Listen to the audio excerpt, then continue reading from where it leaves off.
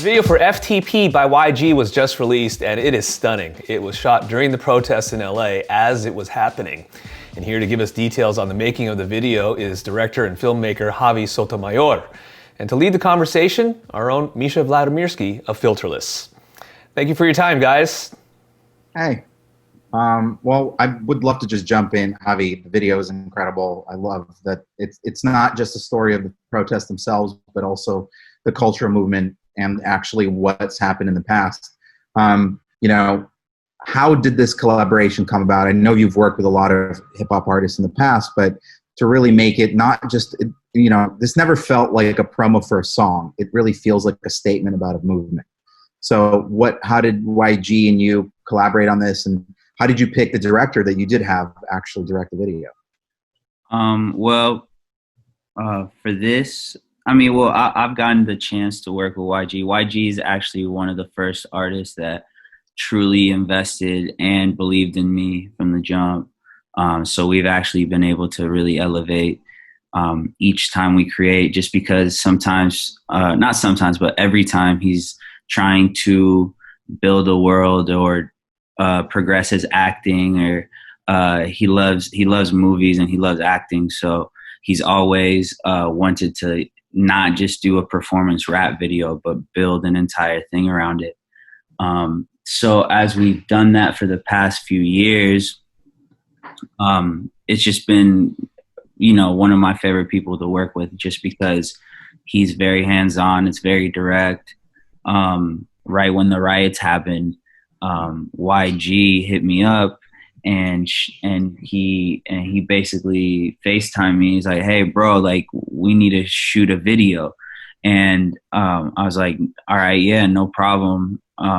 Send me the song." And his answer was priceless. He's like, "I'm gonna make the song tonight," because this stuff was just happening, but he knew he had to do something about it. So, you know, it's like, but we have to be sure that you know, we're capturing what's going on so that we could tell the story. So that's when I kind of started looking around, and I didn't find, but his page is called Denied Approval. Karaoke is his first name. And he's just really dope.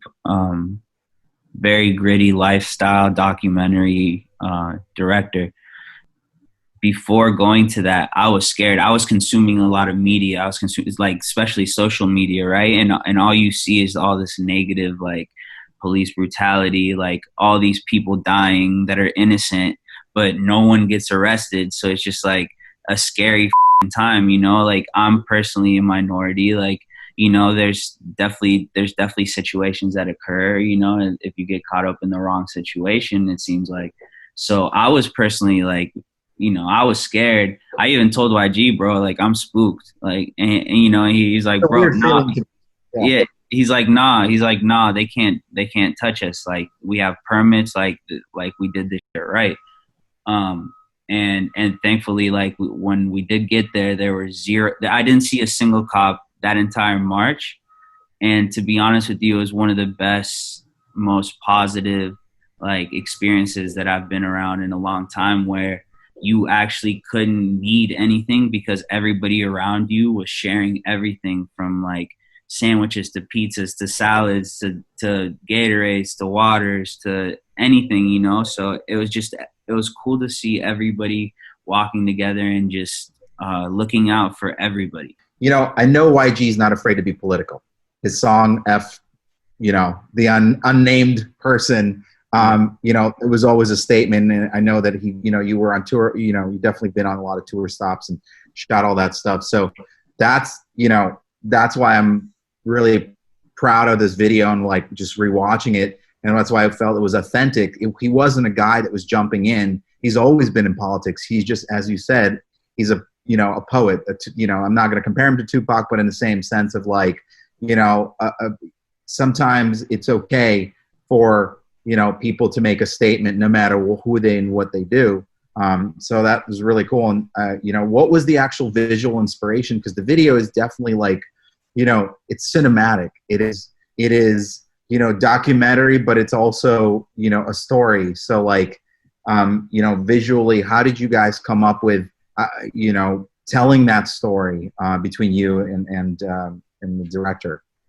Yeah, and you also have to think like that's a great thing about YG is he knows what he wants, right? And then obviously it was great. He's just signed to, or actually whatever. Scooter Braun. Scooter Braun was part of the revisions and helping guide it home, you know. And it was cool because um it was something that was happening while we were making it. So obviously, you know, the performance scenes we went, you know, right after the riots, and it was YG was a little late, so it was actually it was like right around curfew, right? And then you know this police came over, and we got scared, so we kind of like just dipped. And then one of the kids we were with, he was like, "No, I'm gonna go ask," and he went and asked if we could shoot, and the cop was cool. And YG's like, "Hey, see, not all cops are bad." And then that's how we were able to shoot those performance scenes. From somebody that you know, I have, it's, you know, cinematic history in my head, and so like, how did you guys? Because watching that, it really reflects that. I think the most important part too is to one, not go soft and not show what happened because people like criticize rioting and looting, right? Not saying it's right or wrong, but just in general, it's what happened. Like that's what occurred. And then also being a very important factor is showing the police brutality and the things that were going on to create this riot, right? So making it well-rounded like that. And then, you know, I think it's Los Angeles, so naturally there's so many incredible creators to the point where like, you know, those drone shots, like things that came together were just like the right people are here and they're with this movement. So it wasn't a hard thing to put together. Like anybody that I reached out to and didn't ask a single question about money, about anything, you know, there's just, they're trying to, you know, help in whatever way they can, which is awesome to see. And then obviously, you know, the last piece, the ending of it, the monologue, I just feel like that had so much emotion. I don't know, man. He just really let people have it in a way that was very genuine to him and where he felt at that time. So that piece I think is like by far my favorite part of the whole thing. But obviously, you know, just the overall movement from everybody showing support is also an incredible thing to see. It's a tough time. There's so much information that it is hard. It's confusing. No, it's definitely the most complicated time in my lifetime, and I've lived for a fair amount of time. Yeah. And coming from where I come from, which is, you know, the Soviet Union, it's really interesting to see like people here, you know, really truly finally start seeing what the reality is of, you know, systematic oppression and systematic racism, and how not everybody's hunky-dory. And it's really interesting to see it in music and creatives. How do you, like, when you know, to step away from this specific video, but like when creating a story, especially any story, how do you feel? How do you stay authentic and real and using cinematic tools that you have at your disposal, you know, really create? Because I've seen a bunch of, you know, we've known each other for a long time, and I've seen a bunch of your work, and it's always really, really raw and real. And so going from something like, you know, Party Next Door video or, you know, the Cardi B cover, like how do you get to like what you with the YG and, you know, this, you know, FTP, like what is that process for you every time? Because you're always super, as I said, like real. Like, yeah, I think it's just, I think filmmaking, like in general, is something where it's based on your skill of empathy, because you're basically telling a story from different perspectives, right? So it's like if you can't feel somebody else's situation, then you're not going to be able to create something, let alone make somebody else feel what you want them to feel, right? You're clueless as to like what feelings are, and like what being in somebody else's shoes are with the lack of that, right? So within scenes, you have to think, if you add an element of rain, that adds something that you can feel. An element where you see something that's got steam coming out of it, so you know that the soup is hot. Like one of the characters is walking and trips on some dirt, so you know that the ground is hard to walk on, right?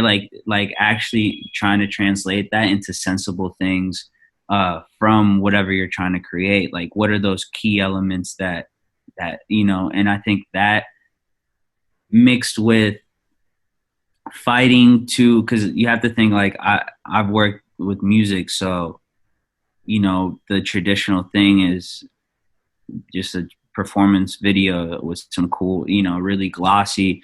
And what I fight for is trying to actually visualize or put into visual form what it is that this artist is feeling, you know. So so that's just kind of my tendencies. I lean towards like, what's the hardest shit that artist ever went through, and how do we, you know, kind of like make something about that, and show, like, you know, that human resilience is dope, because that's kind of like the human condition, right? That's what makes everybody feel certain things, right? Yeah. So who are your inspirations for stuff like that? Because like everything you've just said really comes from real cinema. It doesn't come from music video making. It really, you know, I know your background, but if somebody's watching this and doesn't really. I don't know. I've always been like, the way that I've really discovered movies and cinema is I'll like one movie, right? From a director, and then I'll just dive straight deep into like all of that director's movies, and then I'm also really interested in their life and like how they made their first movie. So instead of just like watching the movie, like I actually enjoy like the reason they made it. Like one of my biggest inspirations, which is crazy, is because like his movies are like, they're not tough to watch, but they're not what most, like, if I play that movie for like my friends, they're going to be like, what? But it's like Tarkovsky, you know? I don't know if you're familiar with Tarkovsky, but Also, like, come on, I'm from the Soviet Union. If you don't, of course. Yeah. So I can't even, sorry, I'm just like stuck right. I'm like, that's like, you know, that man was like, you know, still ahead of his time. Like, you know, and it wasn't because of technology or anything, but it was because of his understanding of how to make people feel, right? And not that, but he was very deep into understanding why he felt things. So it's like, if you don't understand and digest how you feel shit, how are you going to make people feel things when you make anything, right? So what's your favorite? Sorry, I'm like now excited. What's your favorite? Yeah, I mean, they all have insane elements, but the sacrifice is really, really cool to me, just because like just I watched that one last, and I had the most appreciation for him by the time I watched that one, that it was just like I understood what that movie was about to him. I also love how like he was so thoughtful. Like his first movie opens up with like a boy sitting next to like a little tree, and the last one ends with like the dead tree, and you know what I'm saying, like and that's not even the mirror. Yeah, and that's not even like within the same movie, but that's within like his entire movie career. Like he was, you know, he was making shit that you know, he would resonate on like his reason for making shit being what it does to the human, right? Not like, I want to make money, right? He was like, he was considering like, if I make a good enough piece of art, I might be able to make a human that's soul is bad reconsider and turn good before they die. That's how it lasts until this point.